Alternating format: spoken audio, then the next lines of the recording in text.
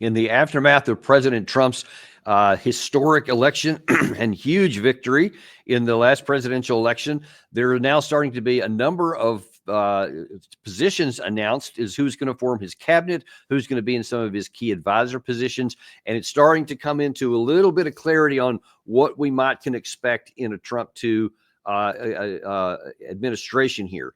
Now, we've had some idea because we've seen Trump 1, so we knew kind of what he did there. But it was a big issue in his first term, to where many of the people that he got in key positions, especially early, were definitely of the neocon conservative slant, not really aligned with his viewpoint. He was really inexperienced at this and didn't have a good team in place to be able to know who to select and who to avoid. Now, a lot of people have said that has been to be fixed this time, and that we can expect a lot more people in line already with his viewpoints. So we've had a number of them already. We're going to take a look at some of these selections and see, how is it lining up? Is it coming out to where his viewpoints are going to be put into place based on who he selected? Or might we have a repeat of the first time where he didn't get the right people to the right positions? And to try to unpack some of this, we've got the ever popular Larry the Shirt Johnson, former CIA official and author at sonar21.com. Larry, welcome back to the show. Always glad to be with you, Danny. Yeah, we always love to have you on here because you always cut straight to the chase and tell us what you think, regardless of what might be politically popular, which is why we love you on. So let's jump right in first to the one of the bigger ones that we've had, and that is the National Security Advisor, Representative Mike Waltz.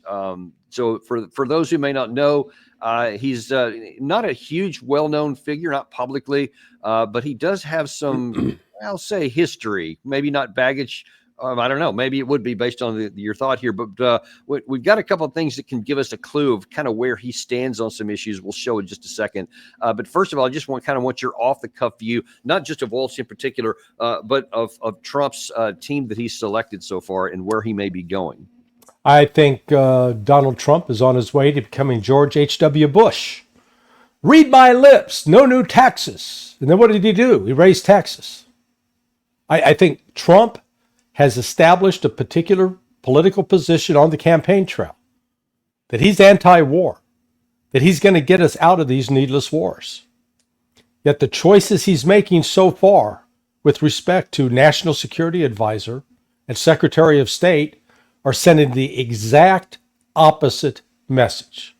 Now, I'll give him the benefit of the doubt that maybe he believes he can control these two characters, Michael Waltz and Marco Rubio. But their spoken track record, particularly Waltz, Waltz is divorced from reality. He just recently had been on the record stating that he believed that sending long-range missiles to strike deep into Russia would be a good idea. Now, he was an Army officer. He got his Green Beret tab, and I honor his service for that. But just because you served honorably doesn't mean you know what the hell you're talking about.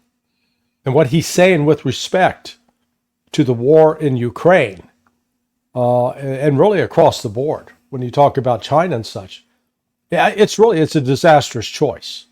Trump had the option of choosing someone like Doug McGregor, or even bringing Michael Flynn back, because both are far more experienced than Waltz. But Waltz has the appearance of being an ideologue. No, and really not much different from perhaps Mike Pompeo. So, we'll see if this comes back to haunt Trump. If, it's on him now. He made the choice. At first, there seemed to be lots of good news in that, he went out on Truth Social and expressly said that Nikki Haley, Mike Pompeo were both not going to be coming in. We saw that, Tom Cotton, who had been rumored almost as a shoe into Secretary of Defense, was off the plate. Even Brian Hooks, they said, yeah, he's helping with some stuff in state, but he's not going to be the Secretary of State. So it's like, okay, cool. That's a lot of big players off the board that was going. But then all of a sudden these start coming in. And to your point, here's one of the things Walt said on Iran.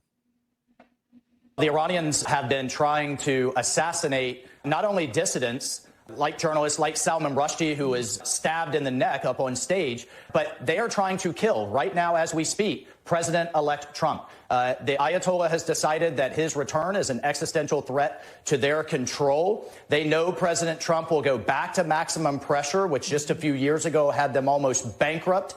Arab nations were signing peace deals with Israel on the White House lawn. But here's the thing, Martha, they think they can get away with it. And that is what's so disturbing. President Biden should be standing at the podium right now, sending a very clear message to the Ayatollah. Any of this happens, and here will be the consequences. It is not worth the cost to you. We will rain holy hell down on Tehran if you interfere with our democracy and if you kill a president-elect of the United States. But yet they think they can get away with it because they don't think there will be any consequences. Just what's your observation to that based on that? What does that tell you? Waltz reminds me of that scene with Leonardo DiCaprio in the movie Titanic. Remember when he's hanging on to the board floating and he goes, "I'm going to write a strongly worded letter to the White Star Line." Okay, yeah, write a strongly worded letter to the Iranians. He doesn't even understand how the world has changed. So Iran's membership in BRICS now gives it an economic path where it's not going to be held hostage by the US dollar. That's number one. And apparently the failure of Waltz to grasp that very basic concept highlights what I would call really his lack of qualification to serve as the national security advisor. Secondly, Iran's status as a major producer of oil. Iran is ranked in the top 15 countries in the world in terms of natural resources. So that means it's a player. None of the countries in Europe are ranked in the top 15. None. They're not players. So to continue to treat Iran as this rogue state and that, quote, Iran's trying to assassinate Donald Trump, candidly, I don't believe the story at all. I think it's manufactured because even though you could come up with a plausible reason why Iran might want to do that, because we assassinated one of their leaders, if you believe in eye for an eye. I mean, what Waltz and these neocons do not, refuse to accept or recognize or communicate is that the United States has been sponsoring terrorist attacks inside Iran. We like to pretend that we're this innocent child standing here minding our own business, and these nasty Iranians, for no good reason, are just attacking us because they hate us because of our freedom. It's crap. It's a lie.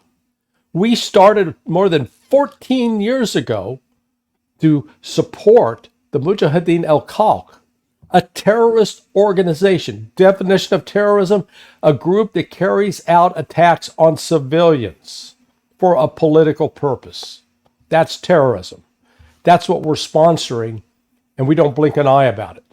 And then we engaged in an extrajudicial assassination of General Soleimani, and then turn around and we want to get the vapors and grab our fainting couch because the Iranians allegedly have launched this plot, except when you start digging into the details of it, not a serious plot.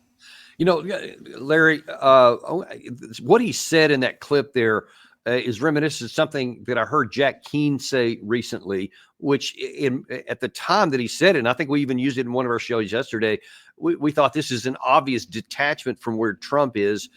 But now I'm wondering, is this so off? Here's what Keane said. The global security challenges that we're facing, they are the most serious, the most dangerous, and the most challenging we have had since World War II. And I do believe that we're in a pre-war era leading to global war. That is the status that we're facing. The good news here is that all of these adversaries, China, Russia, Iran, North Korea, who are cooperating, collaborating, and coordinating together in a degree that exceeded the expectations of all of our intelligence agencies, by the way, and they have been honest about that appraisal. The fact of the matter is they have to reassess, Mark. based on this election that's taken place, because they have been acting so aggressively, so assertively, because they believe that our leadership in the United States is weak, that we've lost the political will to confront them, much less go and fight them. And I'm convinced that President Trump knows that World War III is in the future, as you just described it, and that we have got to take action to restore deterrence in dealing with our adversaries.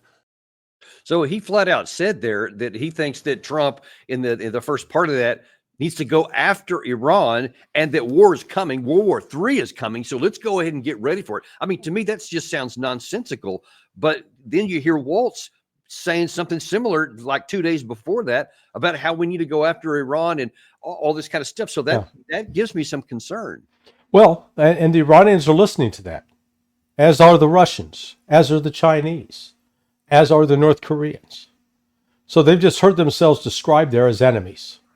Now, let's total up the number of military bases that Iran, Russia, China, and North Korea have in other countries around the world where they're spreading their influence.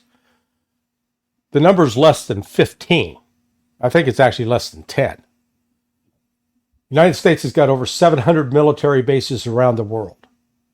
At some point, the people of the United States have got to look in the damn mirror and recognize that the international aggressor, the one who's posing the threat to international peace, is us. We're the ones starting wars. We're the ones supplying weapons. We're the one training foreign guerrilla forces, foreign insurgent forces. We're the ones that did it in Syria, as an example. I mean, at some point, we've got to stand up and say it's enough. But my frustration is this, Danny, that in the United States, the majority of people are thinking just like Michael Waltz and just like Jack Keane. The majority.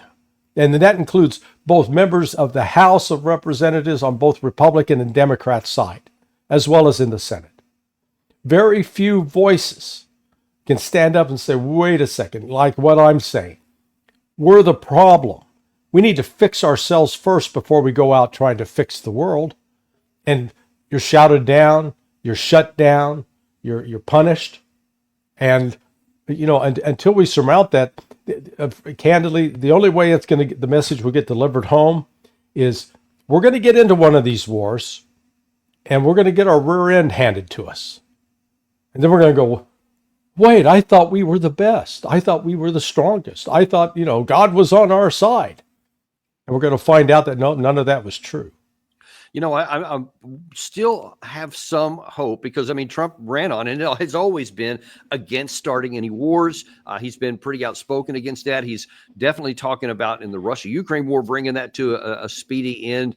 And from what I'm told from some people on the inside of the Trump transition team, they tell me candidly that there's some good restrainers and key positions that are coming. We haven't seen them yet. They said, don't worry, they're coming. So hopefully today and maybe even tomorrow, we'll get some people.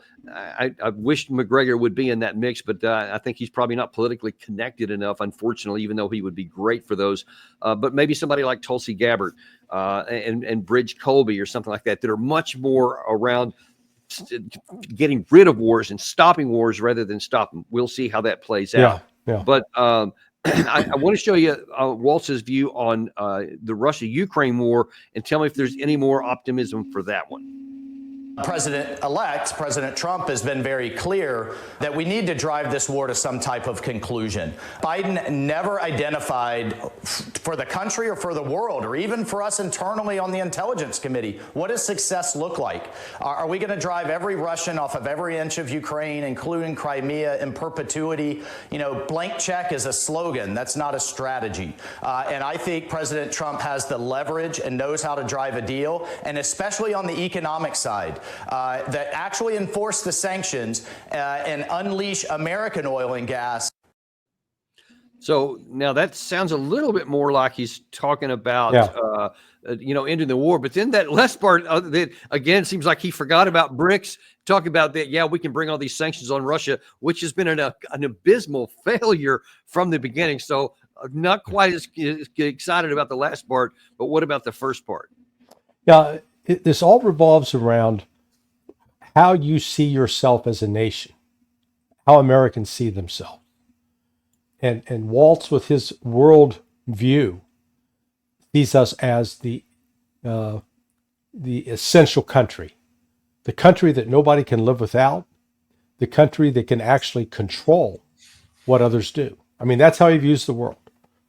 And the failure to understand that, you know what, Russia and China don't see it that way. They got a completely different worldview and the realities of natural resources. Now, think about it this way. In terms of those top 15 countries and their natural resources, roughly 70% of the BRICS, or the BRICS countries, control 70% of those resources. The countries that are aligned with the United States, including like Canada and Australia, they account for about 30%. Well, just from a resource standpoint, BRICS is dominant. So this notion that we have to deal with everything as a military problem has got to end. Now, maybe, and that's, that's our hope for Trump. I will give him a chance to prove me wrong. I hope I'm wrong, because the signals he's sending by selecting people like Waltz and Rubio are, if you're a Russian or a Chinese, you're going, no change. I mean, both Rubio and Waltz are sort of curious choices too, because these are not men known for their intellect. These are not men known for their strategic vision. They're just sort of policy wonks that are good at repeating what the popular talking points at the moment are. And in particular, Rubio, man, he's like a flag in the wind. Whichever the way the wind's blowing, he'll go that direction. And let's go ahead and look at that here, because that was the other, and maybe even the biggest, aside from the National Security Advisor pick that's been made so far, and it did catch a number of people by some surprise. I won't say a lot, because Rubio was expected to get something, I guess, for his support that he'd given during the campaign. But take a look at this video here, because this is something specifically about Israel. But again, watch this from the perspective of saying, is this the guy that you want to be the face of American diplomacy? Are you filming it? I want you guys to get this. I want them to destroy every element of Hamas they can get their hands on. These people are vicious animals who did horrifying crimes. And I hope you guys post that. And what about the civilians that are being killed every day? Hamas should stop hiding behind civilians, putting civilians in the way. Hamas knew that this was going to lead to this. So Hamas should stop building their military installations underneath hospitals. So you don't care that 15,000 have died? You don't care about the babies that are being killed every day? I think it's horrifying. I think it's terrible, and I think Hamas is 100% to blame. That's what I think. Make sure you post that, please. Well, they did. They certainly did post that. How does that strike you as the Secretary of State, the lead diplomat of the United States of America? Well, in honor of Rubio's Spanish heritage, there's a saying, El pez muere por la boca. The fish dies by its mouth. Well, out of his mouth, he just condemned himself. It showed he's bought into the Israeli propaganda, or I should more correctly, the Zionist propaganda, that, Hamas killed babies and Hamas is building you hear that, military installations under hospitals, not run shred of evidence for that. The only group right now in the Middle East that's killing women and children in the thousands, it's not Hamas, it's not Hezbollah, it's not Iran, it's Israel. That's the definition of terrorism. The shoe fits, wear it. Here's, Rubio, like I said, is not he's got sort of these ideological boxes ticked. Oh, I'm anti-communist. And then continues to treat Russia like it's communist without even understanding, hey, Senator, they got rid of communism. They're now a Christian country predominantly, but they've learned how to live in peace with Muslims. Maybe something we could go take a lesson from, because we would have a lot to learn from the Russians. They're a country that embraces traditional values. They're a country that rejects the use of narcotic substances. So Russia is actually sort of, I described it as America in the 1950s in terms of sort of its morals and attitudes. And yet here's Rubio, because of his Cuban heritage, locked into this old stereotype and refuses to recognize what has changed. Same with Hamas and Hezbollah. Doesn't understand that the organizers of these are not just not crazed Muslims that hate Jews. No, they're people who fighting for what they believe is land that they have a right to, that is theirs historically. Now, and let me whether we agree with that or not, it's just understand where people are coming from, why they're doing what they're doing. Right. And Gary, can you pull that headline up you were just showing there? Because that's something I wanted to go into, because I think it's really important for Trump. Trump made a lot of his, I guess, hay from his first time with the Abraham Accords, where he was trying to bring peace throughout the region here. But you see here, there's right now, and this would seem that clip we just showed from Rubio would seem to be undercutting continuing down that path, because you have the Saudi crown prince saying Israel is committing genocide. You also have Saudi Arabia and Iran mending fences and moving closer together. That would seem to be the undercut by what Rubio is doing there. And it's not, I mean, there is movements forward. China is the one that helped broker that between Saudi Arabia, enemies for so long, and Iran. And instead of trying to play into that and say, yeah, how can we foster that to continue going on to bring it, that would help everybody out in the region, with the possible exception of Israel, but it would go against everything else that Trump helped build the first time. How do you see that going? Yeah, well, that's where Trump is, in a way, he's like that bug frozen in amber he's caught in the past. He doesn't understand how the region has changed. The Saudis have made it clear. We're not doing anything on any Abraham Accord until the Palestinians have a state. So what Biden has achieved, not by intentionally, but unintentionally, was bringing together the Arab Muslim countries, the Organization of Islamic Countries, to be fully on board with supporting the Palestinian desire to return to the borders prior to 1967 and to have a secure state. That's their demand. Now, on top of that, as you noted, the warming of relations between Tehran and Riyadh. So not only are the Saudis and the Iranians reopening relationships, but they're planning to conduct joint military exercises.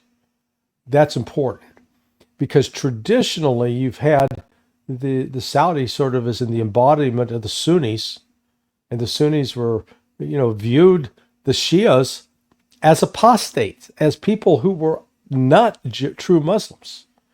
So they've now been able to bridge that difference and find out that, we believe in the same God.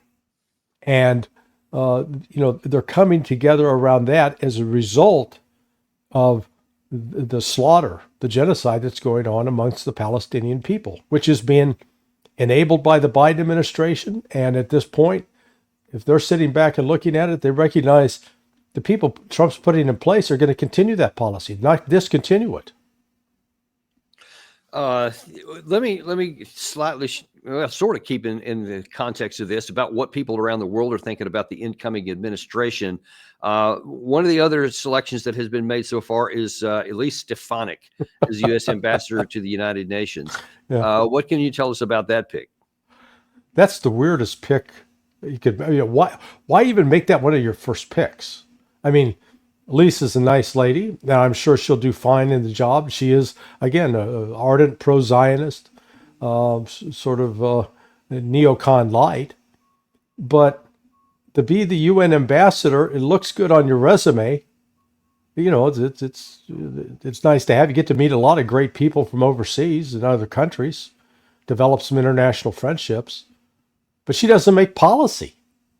She follows orders either from Secretary of State Marco Rubio, if he's confirmed, or from the White House, if they're the ones, Michael Waltz, giving directions. This is what you're going to approve. This is what you're not going to approve. This is what you're going to propose. She just, basically, she's the water girl on the football team, okay? She gets to carry the water. She doesn't get to, play quarterback or wide receiver. She has to just carry the water and do what she's told. So that's why I look at it and go, that, you know, you want to give up your role in Congress. And this is the other thing that I don't understand what Trump's doing. It'd be one thing if the Republicans had a 20, 30 seat majority in the House. They don't. They got three to five seats. Taking Stefanik out, taking Waltz out, that's 2 less seats. And people say, oh, but there's safe districts. What if they turn out not to be safe districts and they lose those seats? Then all of a sudden, Trump has screwed himself by losing a majority in the House of Representatives. I mean, it's just, again, it's foolishness. It'd be one thing if when, you know, Stefanik or Michael Waltz walked down the street and a golden light descended from the skies and angels started singing and explosions and fireworks, you know, hey, there's a special person. We got to have them working for me. They're not that. Okay? They're not that. There's nothing that exceptional about them that demands that they be pulled out of Congress and put into the executive branch. How does that work? I know, like, if a Senate becomes available, the governor can just appoint somebody here. But if a member of Congress withdraws and resigns so they can take another job, how is that seat filled? So it's filled in New York. The governor calls, announces the vacancy, and there's a 90-day period. And then elections held 90 days later. So, you know, and again, I'm not assuming anything. I don't know if the Republicans or if the Trump folks were smart enough to say, okay, before we pull the plug on Stefanik, we got to make sure we got a replacement, and we got to be confident that that replacement can win. Well, yeah, because that's what I'm saying. You're already going to have a razor thin majority as it is, and I mean, can you imagine putting that at play and end up? I mean, it's conceivable they could end up losing, I guess, depending on what the final. We don't know the final total yet for the House, but that seems to be a dangerous play there. Yeah, no, it's just it's not there. Again, we come back to if they were somebody that had such popularity, they had such powerful ideas that they were, man, they had the ability to be transformative, or reinforce Trump's message in such a way that it would enhance his presidency. Okay, I can understand. Yeah, let's pull you out of the legislature and put you on, you know, Team Trump here. But they're not Waltz and Stefanik are not those people. It's almost like they're putting Stefanik there to burnish her national security credentials. Because one possibility, I think, is that she could be a candidate against Charles Schumer, and when Schumer comes up for re-election, so that she could run, a campaign in New York, and they couldn't accuse her of not having any experience with foreign policy. You know, maybe that's the thinking that's involved. Okay, well, that's something it's interesting to watch. One other one that was just announced this morning is Christine Noem has been announced as Homeland Security pick for the Trump team.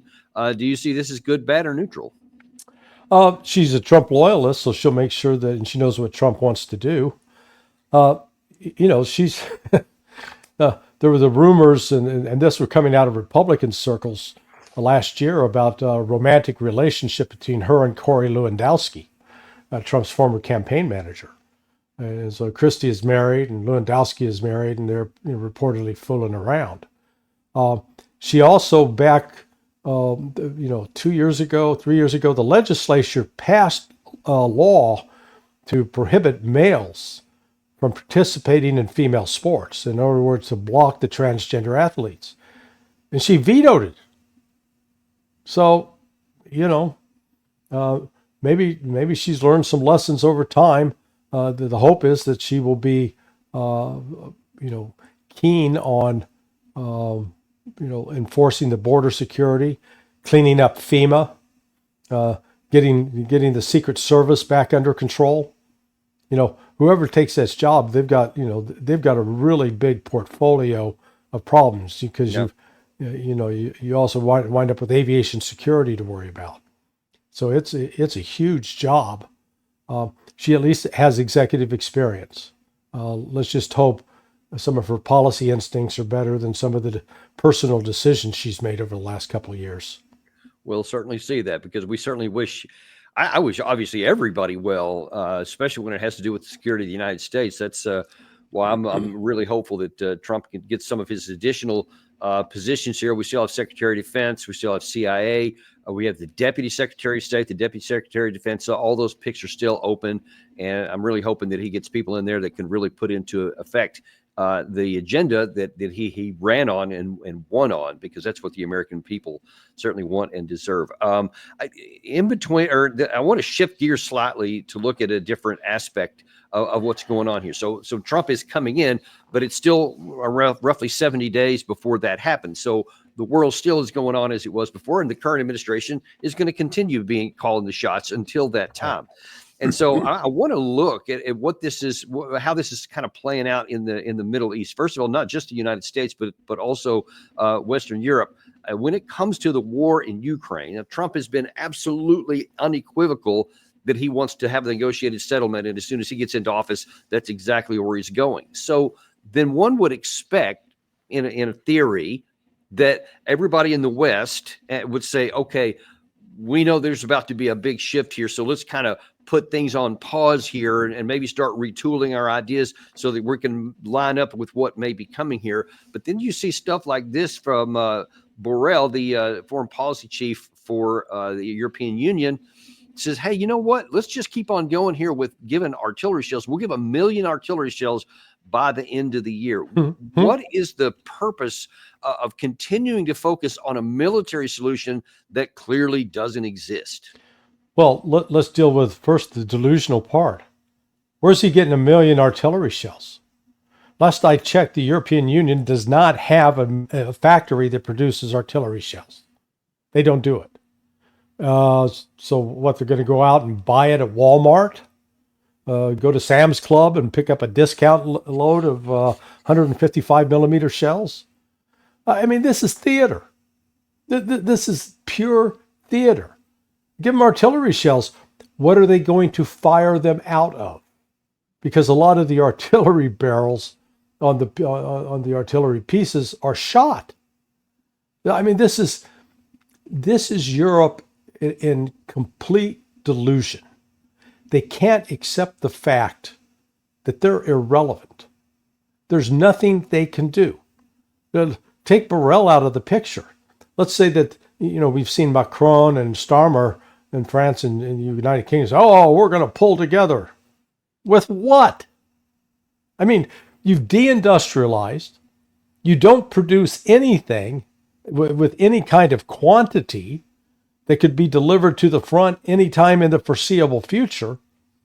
So, yeah, talking this way, it's like children playing dress up, pretending to be police officers or doctors or whatever. But it's not real because they're not able to deliver anything real to the battlefield. The Germans, they got some Taurus missiles that they could toss over. They're not doing that. They recognize, we might get killed if we do that. The Russians would attack us. And it's ironic that in terms of the Germans there, that's what Schultz has said unambiguously. But now that he's facing a vote of no confidence, and probably by February, there's going to be new elections. And it's interesting and weird that one of the candidates who could potentially replace him said, yeah, if I'm in there, I'm going to give an ultimatum to Vladimir Putin. You either end the war or we're sending Taurus missiles into the conflict. I read that twice to make sure I didn't misread it. Yeah. But apparently that's the case with one of the opposition parties in Germany. Yeah. Well, what do you do with people who are mentally ill? I mean, really, I've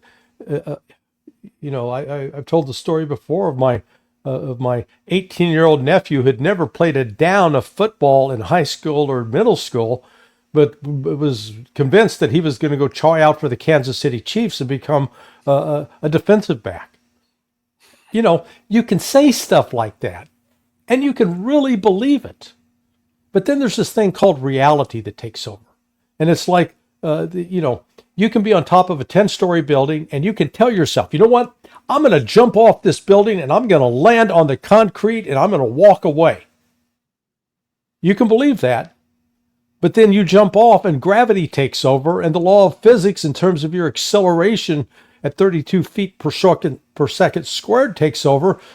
And all of a sudden you're a puddle on the sidewalk. So it doesn't. reality has That's a way what of that's doing what that. these guys are doing. Yeah, It's bizarre.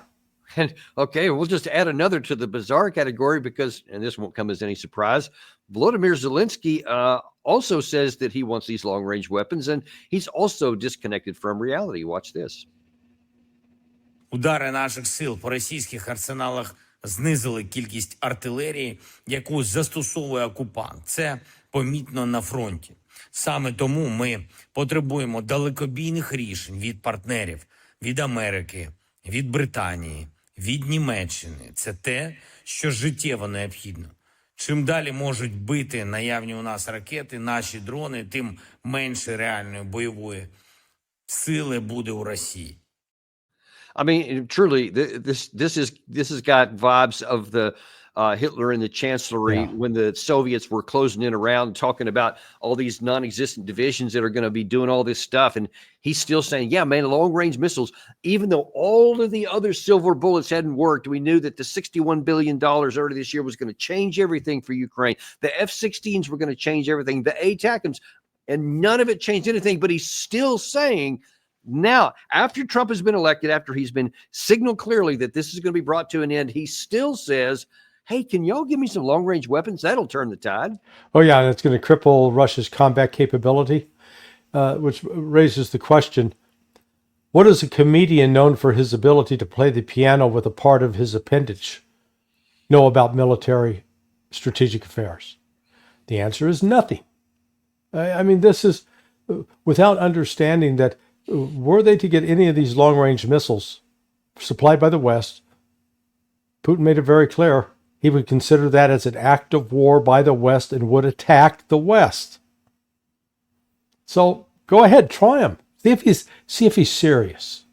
I mean that's the level we're at now, where these people have, in their desperation, because things are turning so badly for Ukraine on the battlefield right now. Each passing day, the Russians are accelerating in their advances towards the West. They very well may be fully enveloped up to the Dnieper River by the end of December. They could move that quickly now because the front is collapsing and the Ukrainians don't have an answer.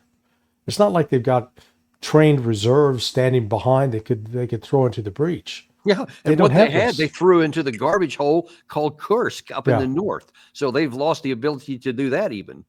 Yeah, I put a video up the other day at Sonar 21 of this one trench. It was just filled with, it looked like something out of World War I, filled with Ukrainian bodies, as far as the eye could see. That's what's taking place. And then I'm sure you saw the other day when they exchanged corpses, deceased soldiers. The Ukrainians, for every one Russian that was given back to the Russians returned 15 Ukrainian bodies, a 15-to-1 ratio. Now, I'm not necessarily saying that's the kill ratio, but in terms of bodies collected, the Russians are collecting 15 times more bodies than the Ukrainians are collecting. And that you can't continue to suffer those kinds of losses, particularly when you're a country that's 30 million people, 25 million in Ukraine, and 130 million Russia. And so every day Russia loses 1 and Ukraine loses 15. You don't have to be an advanced math scholar to figure that out, that you're going to go to deficit real quick on the Ukrainian side. You don't. I give him about a 10% understanding from the Ukraine leader, his perspective, his desire, because he is seeing his country literally just shredded before his eyes. And even though I disagree with the outcome, I can at least understand why he wants, in desperation, to try to get something. I have more trouble, and far less than 10%, not even 1%, understanding how the United States current government is continuing to remain oblivious to this, also in light of the fact that they now have a countdown of 70 some odd days before they're out of power. Why then is Blinken, Secretary of State, going to Ukraine right now? And towards what end? What does he want to accomplish? Now, I think that's today's news. Yeah, that's from today's news here. But we had here just a couple of days ago, we had National Security Advisor Jake Sullivan maybe give an answer to that question. President Biden made clear when President Zelensky was here in Washington a couple of months ago that we would spend all of the resources that were provided to us by the Congress on time and in full, meaning that by January 20th, we will have sent the full amount of resources and aid to Ukraine the Congress has authorized. And of course, President Biden will have the opportunity over the next 70 days to make the case to the Congress and to the incoming administration that the United States should not walk away from Ukraine, that walking away from Ukraine means more instability in Europe. And ultimately, as the Japanese Prime Minister said, if we walk away from Ukraine in Europe, the question about America's commitment to our allies in Asia will grow. So first of all, just look at that concept that he says there, Yeah. that, oh my God, we can't lose here because it has ramifications elsewhere. Is there any validity to that? Boy, if we don't stop those commies in Vietnam, the dominoes are going to fall. It's going to collapse around the world. Yeah, we've heard this before. I mean, you know, Sullivan was he wasn't even born, I think, when we were coming out of Vietnam. But I remember. So, yeah, it's just foolishness. Look, what they're not admitting, the real reason we're hanging in there, BlackRock. The money that BlackRock has looked to gain and earn on its investments in Ukraine, international bondholders that are on the hook, particularly in Europe. This is about money, Danny. This is not about stopping the Russian advance. This is about the Benjamins, those $100 bills. Yeah, you know, in fact, Gary, if you can pull in here for a second, I want to pull Gary from behind the screen, because just before we came on here today, I rhetorically asked Gary when he was showing me that clip there. I said, "What in the world is in his mind that thinking they're going to win?" And Gary said something about a plan A and a plan B. I wonder if you could recount that. Oh yeah, for sure, Larry. Just you are putting forth exactly what I think is the plan A, the money game. The money game comes first. Plan B is, well, whatever happens maybe on the battlefield, we'll see. But the money game, we're going to play that game first. Yeah, absolutely. The war game, plan B. Getting paid. That's all. It just, my brain still can't get around that. The reality, that's a reality, that it is about money. I mean, that's not supposed to be the American way, the real America. I'm talking about the people, what we actually believe, that we would literally support war for cash or for money somehow. But tell me why that can't be. Give me some reason why I can say that it really isn't, if you can. I can. I can point you to my own stock portfolio. I own stock in a particular drone company. That stock in the last year has gone up $80. You know, making money off of this. This is when you look at the what's happened to Northrop Grumman, what's happened to Raytheon, Lockheed Martin. The stocks have gone up, and so people are making money off of this. That's why we go to war. Because what have the American people suffered on this? You know, okay, they've had a few people, American mercenaries killed. You know, we lose more on the drug alleys up in Philadelphia and Baltimore and New York. So no big deal. But the money that's being made and that money that's being poured into political campaigns, significant, very significant. And that's what we fail to appreciate, that, you know, why was Ukraine such an obsession with us anyway? Well, here is Ukraine, the 5th largest country in the world in terms of natural resources. And yet it was the poorest country in Europe. That shouldn't, you know, that doesn't make sense. And we wanted to use Ukraine as a springboard to go after Russia, because we want Russia's resources. They're number one. We want to take it. We want to control that in the West. And the West thought it was well on its way to doing that back in 1998 and 1999, until who shows up on the scene? Vladimir Putin. And Putin becomes president and realizes the rape of his country that's going on. And he puts an end to it. He stops it. Gee, when he stops it, guess what? We don't like Vladimir Putin anymore. He's our enemy. Yeah, he's our enemy because he's stopping us from ripping off Russia and consuming it. we're like these hideous locusts, feeling compelled to consume everything just to eat it, without trying to build or preserve or promote culture. It's disturbing. What is the play of the current administration, though? Let's say that everything you just said has been in effect over the last 3.75 years, I guess, since they've been in office, or certainly all during the time of this war. But now then the countdown clock has started. It's 70 days, so they're not going to go any further. They can't move this any further. And Trump apparently is going to move in a different direction. So why do they want to try to press it? What do they want to accomplish? What is the possible outcome of any of this? Why? Well, they hope that they can create a situation that Trump can't reverse, or that Trump will feel compelled to have to go in and change his stated position. Plus, they're going to put enormous pressure on him. And I wouldn't be surprised if they try to kill him. You know, if you can't stop him from changing the policy, then the way to stop him is get rid of him. You know, there's already been one real attempt. The other was, you know, in terms of being a serious attempt, questionable, it's a little goofy. But, you know, I don't rule that out at all, because, you know, if Trump follows through on what he's promised to do, if he releases the Epstein list, if he releases the intelligence on the JFK assassination, you know, that's just the tip of the iceberg. If he finally releases the intelligence information about the role that the CIA and the FBI played in Russiagate #1, all of a sudden he's going to be shaking the very foundations of this deep state. And at the heart of it is the money that flows out of places like BlackRock, and where they have made they got paid a lot. They went in to create these investment opportunities for people in Ukraine, but they got paid for doing that. And part of that money came out of the United States government. But those people make political contributions. You know, AIPAC's not the only one buying influence in Washington, okay? You know, Wall Street's up there too. Yeah, well, I guess we'll just have to wait and see how that rolls out. I certainly hope that you're wrong about the possibility of anybody taking out the president of the United States. That would be beyond catastrophic. There's the ramifications of that could be just horrible on so many different levels besides what the surface of it.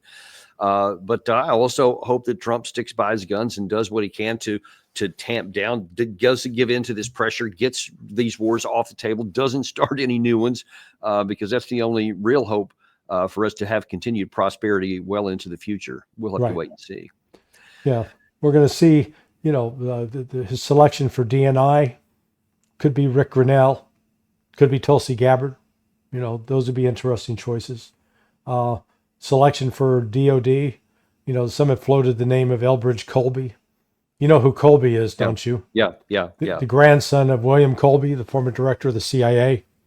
So it's also, we in the United States, we've liked to pretend that we don't have royal families and that we don't, you know, we're a proletarian kind of folk. We rise up from we got all these family histories where if you're born into the right place with the right, you know, if you win the the lucky genetic pool, you too get to be in government. Yeah. Whether or not you're actually qualified or not, it's a whole nother issue. True enough. We've seen a lot of that. Well, listen, thanks for coming on today, Larry, and providing this, frank an assessment of what we're facing here. So we always talk about we're going after the truth wherever it takes us, and we appreciate you doing that today. Also, go to sonar21.com where you can continue to keep up with Larry in between his appearances here, and we're going to thank you for showing up. Thank you. And thank you guys for being here with us today. As always, we ask you to like and subscribe if you haven't done that. And we're going to have Colonel Doug McGregor on tomorrow, and you're not going to want to miss what he has to say. I promise you. He's always got some interesting things to pass along. And we will see you tomorrow on Daniel Davis Deep Dive.